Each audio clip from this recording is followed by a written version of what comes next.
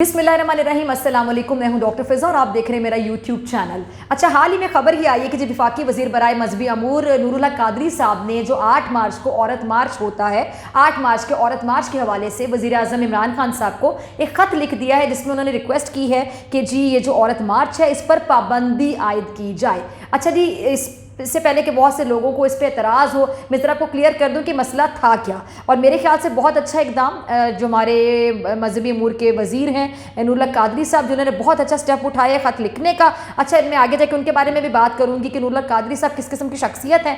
उन्होंने जी ये क्यों कहा है, क्योंकि ख़त का मतन ये बताता है कि जी यौम ख़वातीन पर जो औरत मार्च किया जाता है, हमारे यहाँ भी काफ़ी अरसे से ट्रेंड सेट किया गया है कि जी औरत मार्च किया जाता है। कुछ ख़वातीन जो बाहर निकलती हैं और किस किस्म के प्लैक कार्ड उठाकर निकलती हैं, उन्होंने कहा है कि जी किसी भी उन्वान से इस्लामी इक़दार और जो हिजाब का तमस्खुर खास तौर पे उड़ाने की इजाज़त हम नहीं देंगे।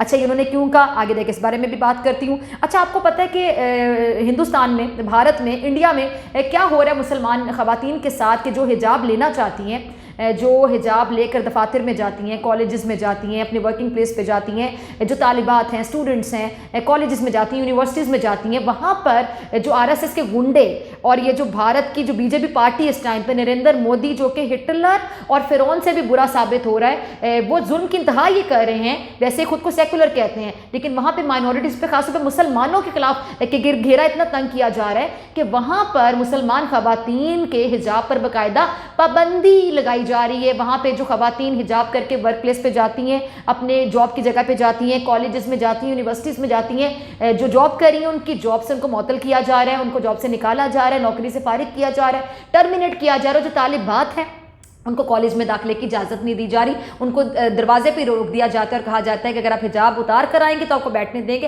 हिजाब करके आएंगे तो आपको नहीं बैठने देंगे। अच्छा, और तो और वहाँ पे असम्बलीज तक में डिस्कस हो रही हैं चीज़ें। अच्छा, इसके हवाले से मैं एक और वीडियो बनाऊँगी, आप वो देखिएगा। अभी मैं इस टॉपिक पर आना चाहती हूँ कि ये जो एक पैगाम दिया जा रहा है, उन्होंने कहा है कि जी ना सिर्फ ये कि औरत मार्च ना किया जाए, बल्कि ख़त का मतन ये भी बता रहा है, ख़त में ये भी लिखा गया कि बल्कि इस दिन आलमी यौम हिजाब मनाया जाए। ये तजवीज़ दी गई है वफाकी वज़ीर बराए मजहबी अमूर नूरुल्लाह कादरी साहब की जानिब से, जो कि बहुत अच्छी तजवीज़ है। अच्छा, बहुत से लोग ये कहेंगे कि जी डॉक्टर फिज़ा आप खुद तो हिजाब नहीं करती, जब आप खुद हिजाब नहीं करती हैं, जब आप खुद पर्दा नहीं करती हैं, तो आप ये लेक्चर क्यों दे रही हैं, या आप नूरुल्लाह कादरी साहब के इस ख़त को क्यों सेकंड कर रही हैं, सपोर्ट कर रही हैं, या आप कह रही हैं जी बहुत अच्छा ये इक़दाम है। मैं इसलिए सपोर्ट कर रही हूँ कि वो ख़वातीन जो कि हिजाब करती हैं या हिजाब करना चाहती हैं, मैं दिल से उनकी इज़्ज़त करती हूँ। और आज शायद इस वीडियो में मैं ये हिजाब लेकर, ये दुपट्टा लेकर, ये स्कार्फ लेकर ये पैगाम देना चाहती हूँ कि मैं उन ख़वातीन के साथ खड़ी हूँ। शायद मैं हिजाब जो नहीं करती हूँ या मैं सर पे दुपट्टा नहीं लेती हूँ, इस वजह से मैं उन ख़वातीन को खुद से एटलीस्ट बेहतर समझती हूँ, मैं उनकी बहुत इज्जत करती हूँ, दिल से इज्जत करती हूँ। मैं उन ख़वातीन को पैगाम देना चाहती हूँ जो खुद हिजाब नहीं लेती हैं लेकिन वो दूसरों के हिजाब का मजाक उड़ाती हैं। आपको पता है जो हिजाब लड़कियाँ लेती हैं या जो बुर्का पहनती हैं, उनके हवाले से तरह तरह के लोग इस तरह की बातें भी कर रहे होते हैं सोशल मीडिया पर कि आप यकीन जानें किसी भी मुसलमान खातून की ये दिल आज़ारी है, और किस तरह के इन्होंने नाम रखे होते हैं बुरके वाली ख़वातीन के, जो कि बहुत ज़्यादा दिल आज़ारी है। अच्छा, जो मगरबी ममालिक हैं वो अगर इस तरह की हरकत करें तो तब दुख होता है, तकलीफ होती है, लेकिन जब हमारे पाकिस्तान की ख़वातीन जो कि मुस्लिम मुल्क है, यहाँ पे ख़वातीन जब मजाक उड़ाती हैं पर्दे वाली ख़वातीन का, हिजाब वाली ख़वातीन का, तो यकीन जानिए जो तकलीफ़ का आलम है वो आप सामने 2 गुना 4 गुना होकर महसूस होता है कि चले मगरब वाले तो मजाक अगर उड़ाते हैं तो उनको नहीं सेंस है, लेकिन हमारी पाकिस्तानी ख़वातीन जब हिजाब के हवाले से मजाक उड़ाती हैं उन ख़वातीन का जो पर्दे में रहना चाहती हैं, तो ये किसी तौर पर भी एक्सेप्टेबल नहीं है। मैं उन ख़वातीन के साथ खड़ी हूँ जो हिजाब करना चाहती हैं, मैं उनकी दिल से इज़्ज़त करती हूँ जो हिजाब करना चाहती हैं, हिजाब में खुद को महफूज तस्वुर करती हैं, कंफर्टेबल तस्वुर करती हैं। मैं उन ख़वातीन के साथ खड़ी हूँ, खासतौर पर जो इंडिया में ख़वातीन के साथ हो रहा है, मैं उनके साथ खड़ी हूँ। अच्छा जी, नूरुल्लाह कादरी साहब ने ये जो एतराज़ किया है ख़त में कि जी जो आलमी ये जो दिन मनाया जाता है, अब इस एतराज़ की वजूहात क्या हो सकती हैं, या वो यौम हिजाब एक मनाने की वजह तो ये कि जी नफसियाती तौर पर इंडिया पर एक प्रेशर पड़े और जो इंटरनेशनली जो बैनुल-अक़वामी बिरादरी है उस पर भी एक प्रेशर पड़े, उनको पैगाम जाए पाकिस्तान की जानिब से, क्योंकि आपको पता है कि इंटरनेशनली भी जो औरत मार्च है इसको कवर किया जाता है। खैर उसमें तो पाकिस्तान का एक नेगेटिव चेहरा दिखाया जाता है, क्योंकि हमारे ख़वातीन पाकिस्तान में रह के, पाकिस्तान की सड़कों पर रह के पाकिस्तान के मर्दों के खिलाफ या पाकिस्तान पाकिस्तान के मुआशरे के खिलाफ ही एहतजाज करने निकली होती हैं। नाम उसका औरत मार्च होता है, लेकिन मकासद क्या होते हैं, किसी से ढके छुपे नहीं। मैं हर साल इस पर प्रोग्राम करती हूँ। इस साल अगर ये नहीं होता तो बहुत अच्छी बात है, और अगर ये होता है तो फिर मैं इस साल भी प्रोग्राम करूंगी खुलकर। मैं हालांकि मैं खुद एक औरत हूं, मैं खुलकर उन औरतों के खिलाफ आवाज उठाती हूं। मैं आज भी उठाऊंगी जो औरत नाम को कैश करवाती हैं औरत मार्च के नाम पर। उसमें औरतों के हुकूक के बारे में कोई बात नहीं की जाती, औरतों के राइट के बारे में कोई बात नहीं की जाती। औरतों के राइट क्या है, औरतों के हुकूक क्या है? आपको इससे ज्यादा आजादी क्या चाहिए कि आपके बाप, भाई, शोहर आपको इजाजत देते हैं कि आप तालीम हासिल करें। आप यूनिवर्सिटीज तक तालीम हासिल करती हैं, 16वीं ग्रेड तक, आपने 16वीं जमात तक आपने तालीम हासिल की, फिर आप एमफिल करती हैं, आप पीएचडी स्कॉलर्स हैं, डॉक्टर्स हैं, इंजीनियर्स हैं। हमारे यहाँ लड़कियां एमबीए कर रही हैं, एमकॉम कर रही हैं, लॉ कर रही हैं, बैरिट लॉ कर रही हैं, बैरिस्टर हैं। हमारे यहाँ खवातीन किस चीज़ में पीछे हैं मुझे बताएं? फौज में खवातीन हैं, यहाँ पे